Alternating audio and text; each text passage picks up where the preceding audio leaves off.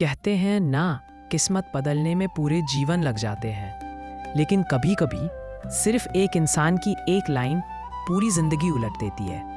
आज की कहानी ऐसे ही एक गरीब चाय वाले की है, जिसने बिना समझे सालों तक मेहनत की, लेकिन जब मूल्य समझा तो कुछ ही महीनों में चाय वाला करोड़ों का मालिक बन गया। एक छोटे से शहर के प्लेटफॉर्म नंबर 3 पर एक रवि नाम का चाय वाला रोज चाय बेचकर अपना गुजारा करता था। सुबह 4 बजे उठकर चूल्हा जलाना, दूध लेना, चाय बनाना और फिर स्टेशन पहुंचना, यही उसकी रोजमर्रा की जिंदगी थी। पर रवि की जिंदगी में एक कमी थी। वह मेहनत तो बहुत करता था, लेकिन कमाई हमेशा बहुत कम होती थी। कभी 200 रुपए, कभी 300 और कभी कभी तो पूरा दिन बीत जाता, पर जेब में मुश्किल से 100 रुपए आते। रवि हार मान चुका था। उसे लगता था कि किस्मत ही खराब है। मैं गरीब घर में जन्मा हूं, गरीब ही मरूंगा। यह लाइन वह रोज खुद से कहता था। एक दिन ट्रेन प्लेटफॉर्म पर रुकी, भीड़ उतरी। रवि अपने स्टॉल से चिल्लाया, चाय चाय, गर्मा गर्म चाय। उसी समय एक सूट बूट पहना हुआ व्यक्ति, लंबा सा, शांत दिखाई देने वाला, प्लेटफॉर्म पर उतरा। उसके हाथ में महंगा बैग था और चाल देखने में किसी बड़े बिजनेसमैन जैसी लग रही थी। रवि तुरंत उसके पास पहुंच गया और बोला, साहब चाय ले लीजिए। उस व्यक्ति ने चाय ली, लेकिन पैसे देते हुए एक अजीब सा सवाल पूछा, तुम कितने में चाय बेचते हो? रवि बोला, साहब 10 रुपए। वह व्यक्ति मुस्कुराया और बोला, और क्या मूल्य है तुम्हारी चाय का? रवि चौंक गया। साहब मूल्य मतलब? लंबा व्यक्ति बोला, मतलब इसमें क्या खास है जो मुझे सिर्फ तुम्हारी चाय पीने से फायदा मिले? रवि हक्का बक्का। उसने कभी यह सवाल सुना ही नहीं था। वह बोला, साहब मैं तो बस चाय बेचता हूँ, और क्या खासियत होगी मेरी चाय में?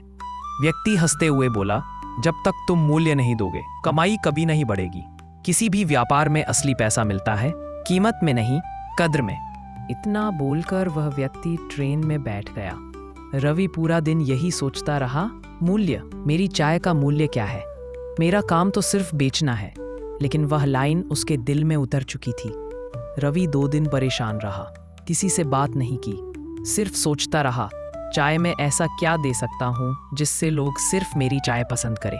तीसरे दिन सुबह वह स्टेशन जा रहा था, तभी उसे रास्ते में एक बूढ़े आदमी को खांसी करते देखा। रवि ने तुरंत उसे अपनी केतली से थोड़ी अदरक वाली चाय दे दी, बिना पैसे लिए। बूढ़े ने चाय पी, चेहरा खिल गया और बोला, बेटा तुम्हारी चाय में तो दवा है। यह लाइन रवि के दिमाग में बिजली की तरह गिरी। दवा मतलब हीलिंग, मतलब हेल्थ। उसे आइडिया मिल गया। अगले दिन रवि ने चाय में अदरक, तुलसी, दालचीनी, काली मिर्च, लौंग की हल्की सी मात्रा मिलाई। चाय की खुशबू स्टेशन में फैल गई। लेकिन असली जादू तब हुआ जब रवि ने चाय देते हुए बोला, ये सिर्फ चाय नहीं, आपकी सेहत के लिए एक छोटी सी दवा है। लोग हैरान हो गए, क्या सच में ऐसी चाय है? रवि मुस्कुराकर कहता, आप ट्राई कीजिए, अगर फर्क न लगे तो पैसे मत दीजिए। ट्राई करने वाले लोग अगली बार अपने दोस्तों को लेकर आते। कुछ हफ्तों में स्थिति बदली। अब रवि की पुरानी जगह पर लाइन लगने लगी। जहां पहले वह 200 से 300 रुपए कमाता था, अब वही 1500 से 2000 रुपए रोज कमाने लगा।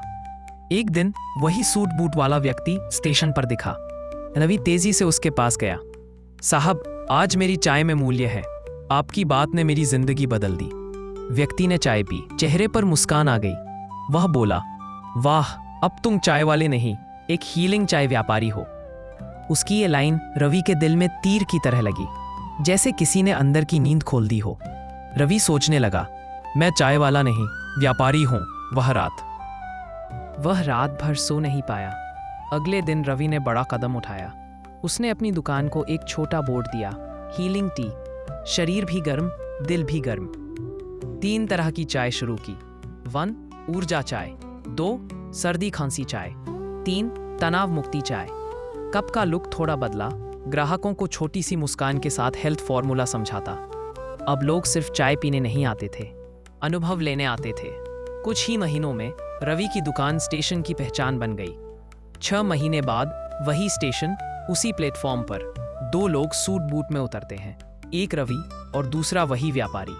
व्यापारी मुस्कुराकर बोला, अब कैसे हो चाय वाले? रवि मुस्कुराया, नहीं साहब, अब मैं व्यापारी हूँ। मैंने 3 दुकानें खोल ली हैं, हीलिंग टी शॉप, और आज मैं उसी बिजनेस मीटिंग के लिए जा रहा हूँ। व्यापारी हंस पड़ा। देखा, मैंने कहा था ना, किस्मत बदलने में समय नहीं लगता, बस सोच बदलनी पड़ती है। रवि बोला, साहब असली बदलाव चाय नहीं था, मेरी सोच का था। मैं खुद को चाय वाला समझता रहा, लोग मुझे व्यापारी समझते थे। क्योंकि दुनिया वही देती है जो हम अपने बारे में सोचते हैं। गरीबी जेब में नहीं, सोच में होती है। काम छोटा या बड़ा नहीं होता, सोच छोटी या बड़ी होती है। जिस दिन हम अपने काम में मूल्य जोड़ देते हैं, उसी दिन सफलता भाग कर आती है।